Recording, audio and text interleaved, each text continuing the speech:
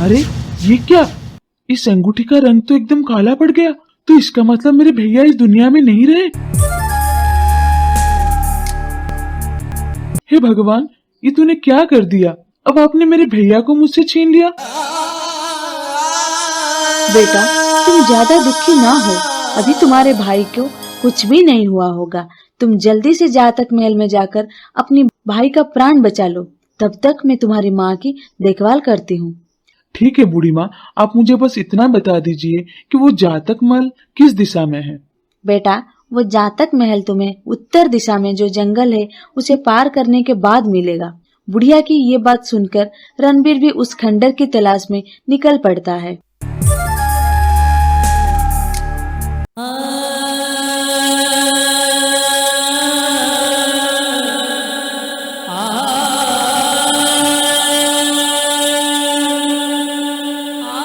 वो चलते चलते वहीं से गुजरता है जहाँ वो साधु बैठा हुआ था। रुक जाओ पुत्र, तुम कहाँ जा रहे हो?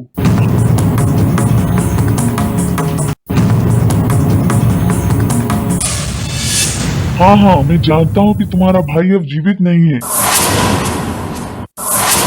वो एक पत्थर की मूर्त बन चुका है। क्या पत्थर की मूर्ति बन चुका है? लेकिन कैसे बाबा? आप मुझे स्पष्ट रूप में बताइए। फिर साधु सारी बात उसे बताता है। पुत्र, उस पक्षी को सिर्फ वही पकड़ सकता है जो उस पक्षी की किसी भी बात का कोई भी जवाब ना दे। बाबा, यदि आप इतना सब कुछ जानते तो ये भी बता दीजिए कि मैं अपने भाई को कैसे ठीक कर सकता हूँ। बेटा, तुम ज्यादा हड़बड़ाहट से काम ना लो। धीरज रखो, शांत मन से तुम जो भी करोगे तो वो सफल होगा। पुत्र, तुम उस महल के अंदर जाओ और चुपचाप उस पक्षी के आने का इंतजार करना। जैसे ही वो पक्षी आकर तुम्हारे कंधे पर बैठ जाए तो तुम उसकी सारी बातों को चुपचाप सुनना, कोई भी जवाब ना देना। जब वो पक्षी बोलते बोलते थक जाएगा तो उसका रंग नीले से गुलाबी पड़ जाएगा। उसी वक्त तुम्हें उस पक्षी का एक पंख उखाड़ लेना है तो वो पक्षी पूरी तरह तुम्हारे बस में हो जाएगा। फिर तुम उस पंख को अपने भाई के शरीर पर स्पर्श कराओगे तो तुम्हारा भाई फिर से ठीक हो जाएगा। फिर तुम बारी बारी से उन सारी मूर्तियां को भी उनका वास्तविकता उन्हें प्रदान कर सकते हो। ठीक है बाबा, आपकी प्रत्येक बात को ध्यान में रखते हुए ही कार्य करूंगा। अच्छा बाबा, अब आप मुझे जाने की अनुमति दे। रणबीर तुरंत ही वहाँ से निकल पड़ता है।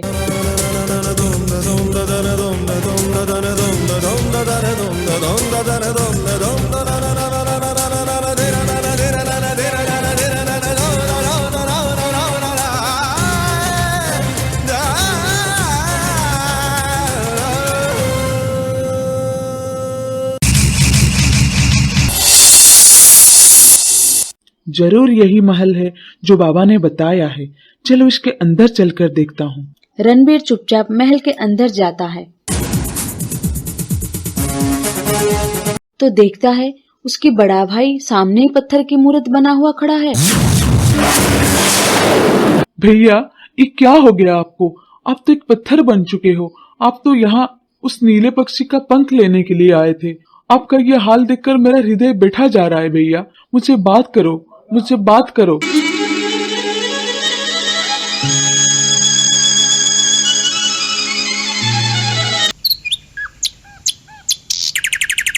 अरे वाह, बड़ा भाई तो यहाँ आकर पत्थर बन चुका है। अब छोटा भाई भी यहाँ पहुँचा है। अरे मुझे पकड़कर आखिर तुम क्या करोगे? यदि किसी को बचाना है तो जाकर अपनी माँ को बचाओ जो राजमहल की काल कोठरी में कैद है। जिस बुढ़िया के कहने पर तुम मुझे पकड़ने के लिए यहाँ आए हो, वो बुढ़िया तुम्हारी दुश्मन है। उसने तुम दोनों भाई को पैदा होते ही नदी में बहा दिया था और उस मछुआरे ने तुम दोनों भाई को नदी से निकालकर अपने घर में पाला है। तुम्हारी असली माँ तो कोई और ही है। इस प्रकार वो नीला पक्षी रणबीर को उसके पूरे जीवन के बारे में बताता है, लेकिन रणबीर बिना कुछ उत्तर दिए चुपचाप खड़ा रहता है। वो बुढ़िया तुम्हारी दुश्मन है। उसने तुम दोनों भाई को पैदा होते ही नदी में बहा दिया था और उस मछुआरे ने तुम दोनों भाई को नदी से निकालकर अपने घर में पाला है।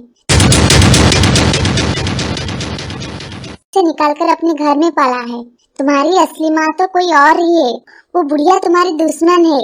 तुम्हारी असली माँ तो कोई और ही है। वो बुढ़िया तुम्हारी दुश्मन है। तुम्हारी असली माँ तो कोई और ही है। वो पक्षी बोलते बोलते लगभग थक ही चुका था। अरे तुम कैसे नपुंसक राजकुमार हो? इतना सब कुछ सुनने के पश्चात भी तुम कोई उत्तर क्यों नहीं दे रहे हो? तुमने तो मुझे बुला बुला कर थका डाला। इतना कहते ही उस पक्षी का रंग नीले से गुलाबी हो जाता है।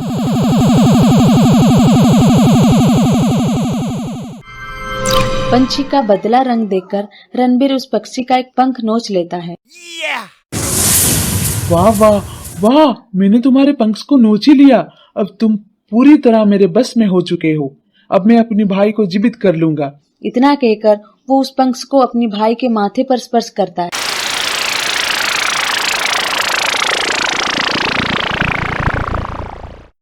तभी उसका बड़ा भाई फिर से सामान्य हो जाता है। ये देखकर उसका छोटा भाई अपने भाई के गले लग जाता है। अरे भाई, तुम तो घर में थे, तुम यहाँ क्यों आ गए? और माँ कहाँ है? भैया, आप जो अंगूठी मुझे देकर आए थे, जब उस अंगूठी का रंग काला पड़ गया तो मैं समझ गया कि मेरा भाई किसी मुसीबत में पड़ चुका है। इसीलिए मैं अपने आप को रोक नहीं पाया और मैं आपको ढूंढने के लिए चल पड़ा। फिर उसका भाई सारी कहानी उसे सुनाता है। अरे भाई, मैं कितनी बार बोल चुका हूँ, तुम जिसे अपनी माँ बोल रही हो वो तुम्हारी माँ नहीं है। वो एक मछुआरीन है। उसने सिर्फ तुम्हारी पालन पोषण किया है। तुम्हारी असली माँ तो राजमहल की काल कोठरी में कैद है। रणबीर, तुम इस पक्षी की बातों का कोई भी विश्वास ना करो, क्योंकि ये पक्षी हमें अपनी बातों से उलझा रहा है। चलो यहाँ से। हाँ हाँ, मत करो मेरी बात पर विश्वास। यदि तुम्हें मुझ पर विश्वास नहीं है तो जाकर अपनी उसने मछुआ माता से पूछ लो। सब कुछ साफ साफ हो जाएगा। रणबीर, तुम उधर कहाँ जा रहे हो? भैया जरा अब रुकिए, मैं इन सभी वीरों को भी मुक्त कर देता हूँ। हाँ हाँ, जरूर मुक्त कर दो। वैसे भी अब मेरे बात का जवाब देने से किसी का कोई नुकसान नहीं होगा। लेकिन मेरी इस बात को जरूर याद रखना राजकुमार, तुम उस बुढ़िया की किसी भी बात का विश्वास न करना और उस बंदी बनाकर उसे राजमहल में अपने पिता के सामने ले चलना। और तुम इस पंख को अपनी बीमार माता को स्पर्श कर देना तो वो एकदम ठीक हो जाएगी।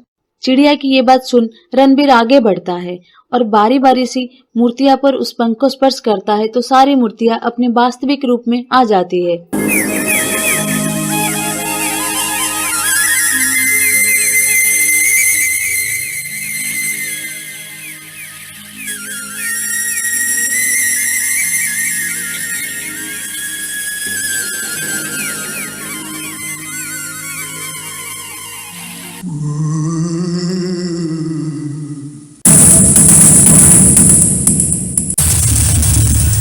पंख के स्पर्श होते ही मछुआरीन भी पूरी तरह सुस्त हो जाती है।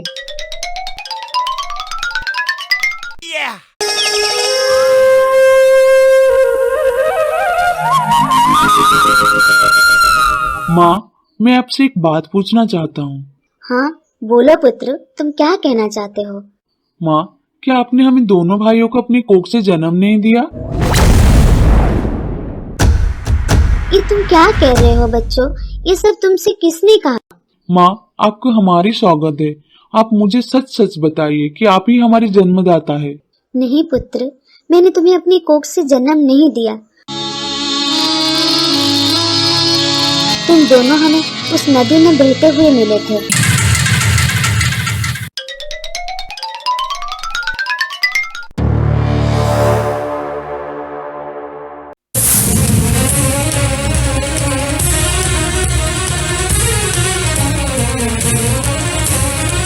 क्या तुम दोनों मेरे पुत्र हो और तुम्हें जन्म देने वाली नयनतारा है? हाँ पिताजी, हम दोनों आपके ही पुत्र हैं, जिनको आपने पिशाचिनी समझकर कालकोठरी में कैद कर रखा है, वही मेरी माता है। फिर बारी बारी से सभी लोग राजा को सच्चाई बताते हैं। ये सारी बातें सुनकर तो राजा हैरान ही रह जाते हैं। क्यों बुढ़िया, ये लोग जो कह रहे हैं वो सत्य है? यदि तूने झूठ बोला तो मुझसे बुरा कोई नहीं होगा। जी महाराज, ये सभी लोग सत्य कह रहे हैं। मैंने पैसों के लालच में अंधी होकर इस घटना का अंजाम दिया। मुझे क्षमा कर दीजिए महाराज, मुझे क्षमा कर दीजिए। रानी भाग्यवती, मैंने तुम्हें इतना प्रेम किया और तुमने उस प्रेम के बदले मेरे साथ इतना बड़ा विश्वासघात किया। और रूपकला, तुमने भी इस दुष्कर्म में इन दोनों का साथ दिया। महाराज, हमें क्षमा कर दीजिए। हम ईर्ष्या में जल चुके थे। हमें कुछ भी नहीं पता चला कि हमने क्या किया है। क्षमा? और तुम दोनों को? ऐसा तुमने सोच भी कैसे लिया कि मैं तुम तीनों को क्षमा कर दूंगा? तुमने इतने वर्षों तक मेरी पत्नी पुत्र को मुझसे दूर रखा है। मैं तुम्हें कभी क्षमा नहीं करूंगा। सैनिकों, ले जाओ इन तीनों को। महाराज, हमें क्षमा कर दीजिए। महाराज, हमें क्षमा कर दीजिए। मैं तुम्हें कभी क्षमा नहीं करूंगा। सैनिकों, ले जाओ इन तीनों को।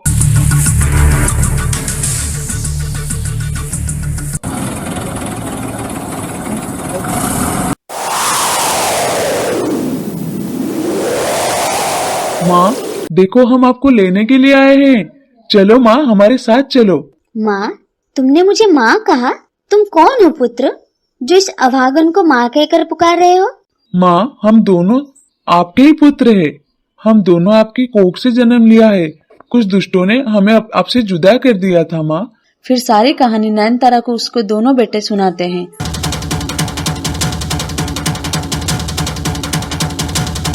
ये सुनते ही वो अपने दोनों बेटों को अपने गले से लगा के लेती है। मेरे बच्चों, तुम्हारे बिना तुम्हारी माँ एकदम निर्जीव हो चुकी थी।